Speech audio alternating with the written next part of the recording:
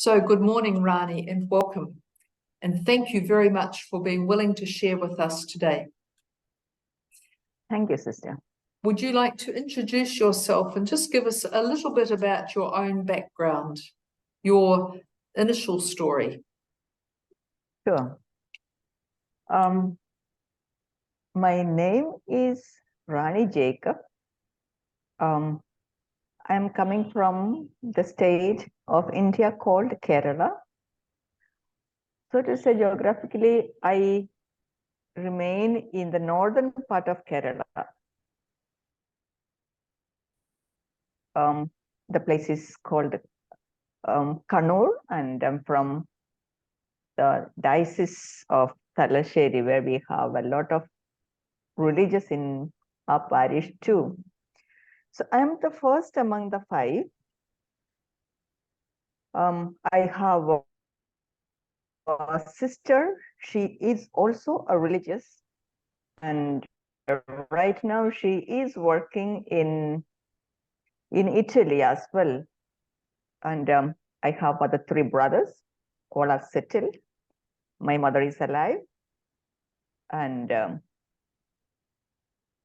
not my father. He died the year when I made my first profession in 1998. Oh, sorry.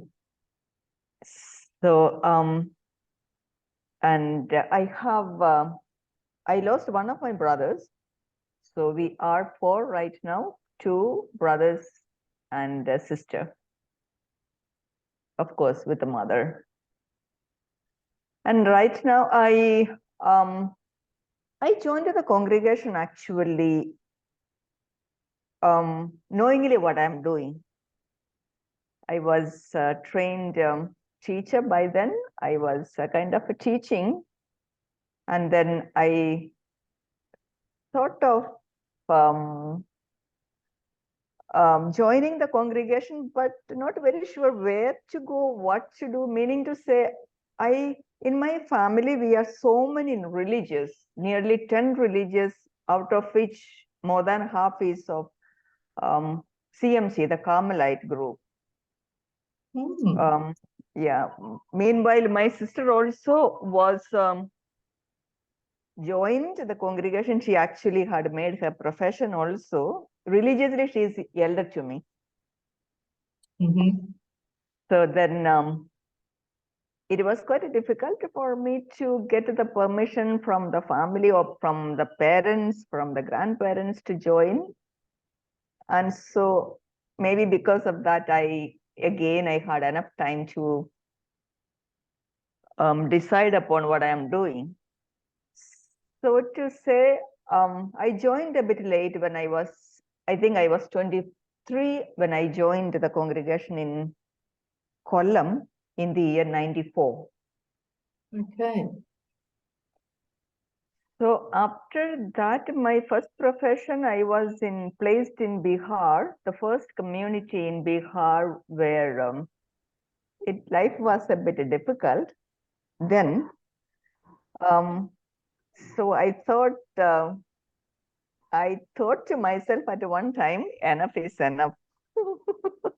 It was quite difficult because the culture, the people, the language, totally different. So to say, I had the cultural shock in my own country in Bihar. It was quite difficult to come in terms with where I am, what I was doing, and very difficult to get adjusted with the people around, with the kind of living conditions, situations, education, everything. It was a bit difficult, but I worked there for 4 years at one go. At the end of it, if I reflect back right now, probably that was one of the hardest mission that I ever lived in this 25 years. But at the same time, there was life-giving or satisfaction in when I look back. because I learned a lot. I educated myself with the culture, the language, the lifestyle, the food habits, a lot of it. So to say, right now I say, thank God I survived. Mm, good on you. And so now Yeah. you're celebrating 25 years Mhm. of profession. Congratulations. Thank you. Mm. So when you left Bihar, where did you go? I left Bihar to come to um, Salt Lake, which was new then. And then there was another need to go to Barasat. So I had been placed in Barasat for a shorter period of time, taking care of the freshers who came to see what we are like. So from then I came to join Park Circus. Then after Park Circus, I had actually by then it was the time for um, final profession preparation. I went to the WOW. We were the first group to begin the program in the WOW. Let's see. Okay, the pioneers. Yes, we are. Mm. Okay, so just thinking about that Davao time, is there anything that you really remember strongly about those months in Davao that helped prepare you for continuing in the congregation? The WOW gave me a home feeling because probably the climate matched my hometown. So that was a feeling of home and a kind of, another culture made me to remember or recollect or learn something more. But the best thing I enjoyed was we were many of us from different parts, but all belonged to one family, RNDM, and that was a mixture of all cultures. One from New Zealand, Kenya, Myanmar, Bangladesh, but we missed sisters from Vietnam, but other than that, we were a rich culture. So that really opened up the whole thing about our internationality and the fact that RNDMs are expected to go on international mission and to live with people and sisters of different cultures. It did. So a very enriching experience for you. It was an enriching experience getting to know the Filipino culture as well as all of us living together from different cultures, languages. Actually, it was a wonderful experience. Thank you. Thank you for sharing that. So where are you, what are you currently doing in your ministry? Right now, I am being appointed to take care of the school in Park Circus, one of the pioneer schools, or maybe we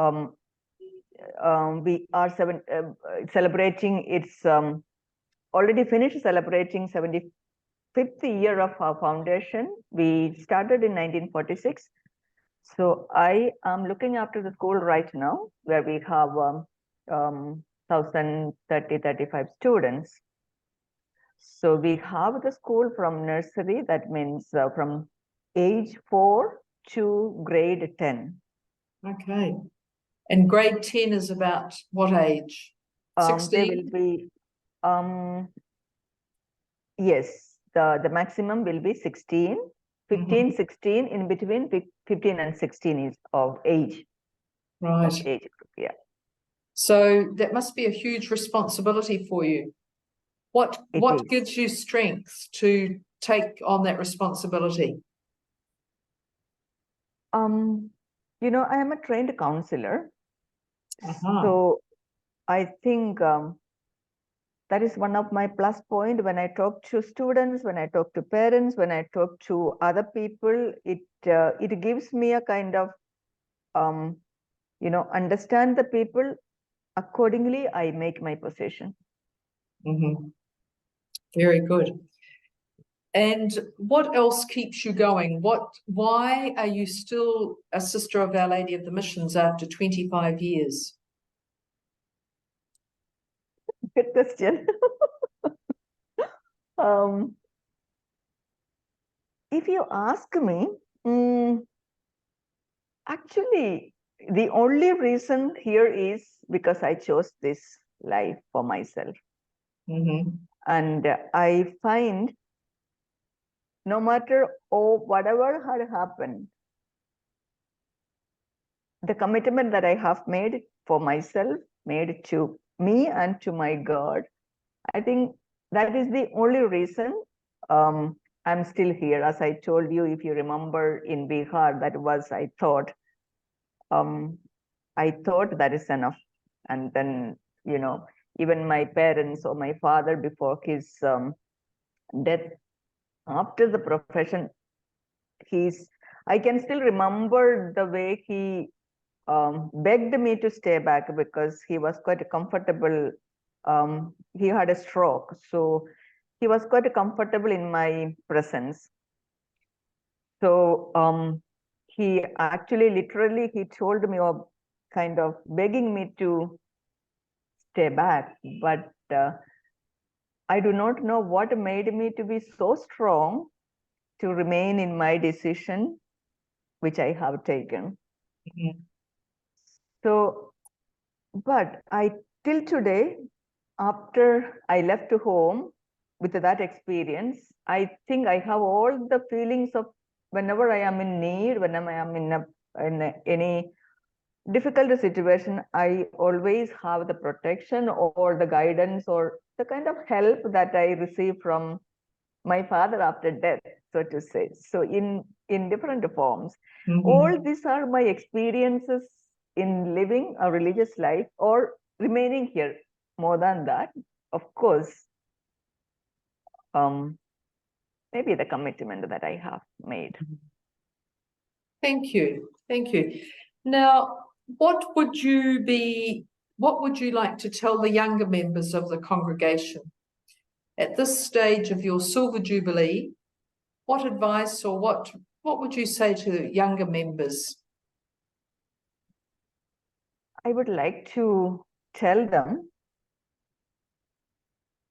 trust God and then believe in oneself. Mm-hmm. Life is not going to be very easy. If only you believe or I believe in what I have come for, and that will be the only strength. With God, you can move forward. Thank you. Thank you very much, Rani, for sharing with us today.